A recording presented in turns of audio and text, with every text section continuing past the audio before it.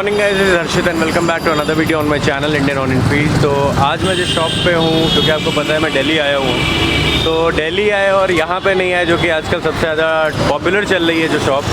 तो इस वक्त मैं खड़ा हूँ सुपर बाइक वर्ल्ड पे, जो कि है यहाँ करोल बाग में, गोल्डी भैया की शॉप। तो चलिए देखते हैं यहाँ पे कौन कौन सी बाइक है। और क्योंकि यहाँ पे गोल्डी भैया नहीं है तो आपका मैं इंटरेक्शन नहीं करा पाऊँगा उनसे, लेकिन बाइक्स कौन कौन से अवेलेबल है इनके पास और बाइक्स के बेसिकली जो स्टोर का वॉक अराउंड है ये वो है। तो चलिए सीधे चलते हैं बाइक्स की ओर।